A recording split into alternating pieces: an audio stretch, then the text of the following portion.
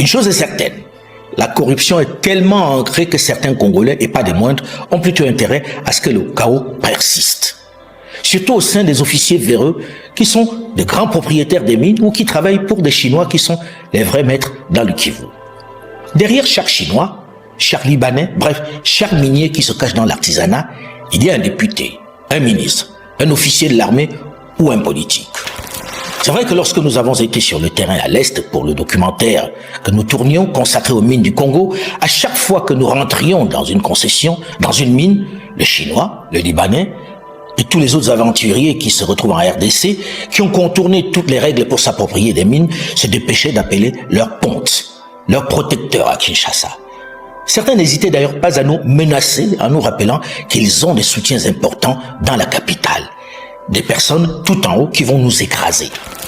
Pendant ce tournage, nous avons eu plus maille à partir avec les grands pontes du régime, les notables locaux, qu'avec les étrangers.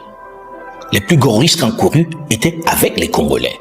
Dans chacune des mines qui appartenaient aux Chinois et aux étrangers, nous avons rencontré des militaires qui les gardaient, des FARDC. On dit d'ailleurs au Congo que chaque député ou chaque homme politique a son Chinois. Parfois, je me demande si ce n'est pas chaque Chinois qui a son politique ou son général. Figurez-vous que certaines mines chinoises qui avaient été fermées par l'autorité du Sud Kivu après notre dénonciation ont été réouvertes sous la pression des autorités de Kinshasa. Au mépris de toute règle, ils n'ont rien à craindre du jeune gouverneur du Sud Kivu qui, malgré sa bonne volonté, semble avoir les mains liées. Ils peuvent polluer sans gêne et vendre leur or sans tracas. On a fait cet exercice. Dans l'église, c'est toujours le nom de Satan qui est plus cité, le nom de Satan, plus que le nom de Dieu. La conclusion, c'est laquelle? C'est qu'on aime Satan. Vous, votre travail, c'est Kabila. Vous ne pouvez rien faire sans Kabila. Est-ce que vous pouvez me dire, pendant les 22 ans que tu viens de dire, un seul jour, Joseph Kabila a cité le nom de Kassavou et de Mobutu pour les incriminer? En aucun. Maintenant, faisons la comparaison de ce que tu as relevé.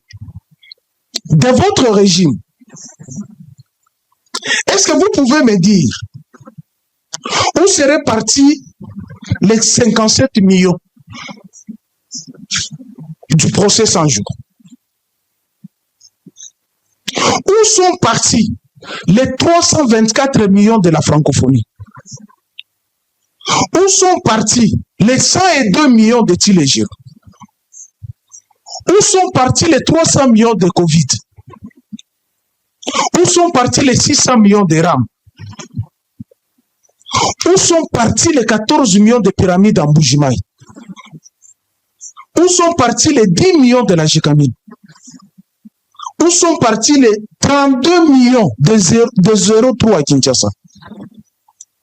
Où sont partis les 25 millions de la route Kanamambouj? Où sont partis les 300 millions de forages? D'ailleurs, lui-même l'a reconnu. Dès qu'on donne l'argent, on se le distribue et le projet vient après. Où sont partis les 13 millions de lampadaires? Ça, c'est votre régime. Hein? Tu as bien voulu la comparaison. Où sont partis les 3 millions du Sénat? Où sont partis les 70 millions des sociétés communières? Où sont partis les 25 000 $ Système Maniema? 250 000 $ gouvernorat Tanganyika. 400 000 $ ministère de l'enseignement. 90 200 000 achat de 14 bus et 12 minibus pour l'Assemblée nationale. 14 millions pour la construction de 3 écoles et 3 hôpitaux en Bougimaï. 200 millions de 3 drones. 440 millions hôtels à Munich. 105 000 Arena, qui est déjà à l'arrêt. Hein? 80 millions bâtiments IGF. 242 millions de 145 territoires. J'ai entendu ici que ma Eve Bazaïba serait partie au Lualaba inaugurer les écoles là-bas, alors que c'est dans les 0,3% de code minière, du code minier. 100 millions Fonarev. Ouvrons d'abord Fonarev. Si j'aurais su qu'on aurait parlé sur ça, je serais venu avec les rapports parlementaires. Ces gens ici nous bouchent les oreilles, il faut condamner les Rwandais. Mais à côté de lui, il y a un avocat. Et moi, je sais que ne peut condamner que les juges, puisque la condamnation est assortie d'une sanction. Voilà l'homme qui a amené 2 pays à la condamnation. Il n'a pas dit à l'UDPS hier, puisqu'il a parlé des marches des sangs. Oui, c'était l'opposition barbare.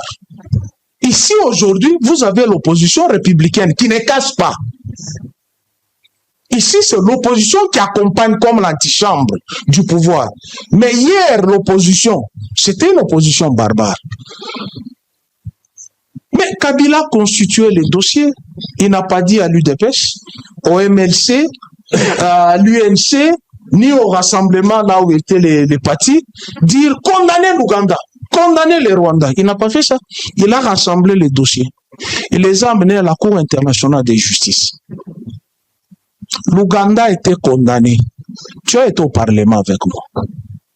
Tchibangu Kalala était dans ces procès. J'ai les rapports avec moi. 25 milliards de dollars, 534 millions et quelques, que l'État congolais avait exigé à l'Ouganda. Mais c'est le régime qui est allé négocier plus de 300 millions. Est-ce que les victimes, toi tu es à Kisangani, j'ai suivi, ils sont bénéficiaires de ça. Certains sont en prison. Certains sont en prison. Voilà quelqu'un qui n'a rien fait. Au lieu de chanter matin, midi, soir, condamné, condamné, condamné, alors que dans leur lit, il y a des Rwandais, et au gouvernement, il y a des Rwandais, mais c'est lui qui prétendent dire Rwandais, il a constitué le dossier, il est allé à la Cour internationale de justice. Pourquoi Kigali a échappé? Kigali a échappé puisque c'est le poussin de l'Empire anglo-saxon. Et Kigali n'a jamais reconnu la compétence de la... Merci beaucoup. Je fais cette vidéo un peu plus rapidement. C'est pour saluer ce que vient de faire aujourd'hui le parquet fédéral de la Belgique. En date du 9 octobre dernier de 2025, nous avons officiellement saisi, ensemble avec d'autres Congolais, le procureur fédéral de la Belgique contre 9 membres de la famille Tshisekedi, dont Denis Nyakero, sur la criminalité économique que cette famille fait subir au peuple congolais. Et dans notre lettre, nous avons rappelé au procureur que, en tête, Denis Nyakero, Christian Tshisekedi, Jean-Claude Tshisekedi, Thierry Tshisekedi et tous les autres membres de la famille Tshisekedi, dont Roselyne Mombo, ainsi de suite, ces gens-là commettent des crimes économiques. Qu'est-ce qu'ils font? Ils se retrouvent dans des entreprises minières au Katanga, et sous leur influence, ces entreprises minières-là leur donnent de l'argent en liquide. Et cet argent-là se retrouve auprès de la Rabobank. Aujourd'hui, la Rabobank, c'est une banque criminelle. C'est une banque qui blanchit de l'argent. C'est ainsi, nous allons même saisir le trésor américain contre la Rabobank. Et la Rabobank récupère cet argent-là dans le langage courant, ce qu'on appelle la Rabobank lave l'argent. Et après avoir lavé l'argent au niveau de la Rabobank prend cet argent-là et après le met dans le compte des différents membres de la famille Tshisekedi. Et c'est ainsi cet argent-là se retrouve en Europe, dans des banques de l'Europe. C'est ainsi nous avons pris cette résolution avec 55 autres membres, autres Congolais, de pouvoir écrire officiellement au parquet fédéral de la Belgique pour devoir réclamer l'ouverture des enquêtes judiciaire, c'est-à-dire le parquet, par son indépendance, de pouvoir ouvrir et enquêter sur le ressortissant belge. Parce qu'il faut se rappeler, c'est que aujourd'hui, la majorité des membres de la famille Tshisekedi sont belges. En l'occurrence, Denis Nyakero. Et elle commet énormément de crimes. Et cet argent-là profite aujourd'hui au peuple belge, profite aujourd'hui au peuple de l'Union européenne. Et tous nous savons que la Belgique, c'est un pays de droit. L'Union européenne prône le droit, prône l'état de droit dans des pays de l'Union européenne, et que ces actes de corruption, de détournement, partent à l'encontre même de l'acte qui a constitué l'Union européenne. Donc l'espace Schengen, ainsi de suite. C'est comme ça que nous avons saisi officiellement le parquet de Belgique pour l'ouverture des enquêtes contre la famille Tshisekedi. Et là, nous saluons effectivement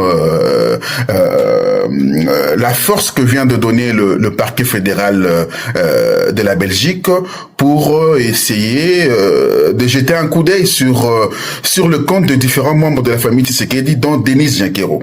Vraiment, nous saluons cela et nous pensons que nous allons aller un peu plus loin et saisir aujourd'hui encore, nous allons saisir le trésor américain contre la banque criminelle, la banque Robank aujourd'hui, qui facilite le blanchiment de l'argent, comme à l'époque avec Afriland Bank et autres, comme nous avons tous connu. Et donc la guerre continue encore, cette guerre contre la criminalité économique, contre la famille Tshisekedi qui pille systématiquement les ressources de notre pays, asphyxie systématiquement le caisse de l'État. Et donc, peuple congolais, c'est le temps de la libération. Nous devons libérer notre pays et je tiens à vous remercier. Merci beaucoup.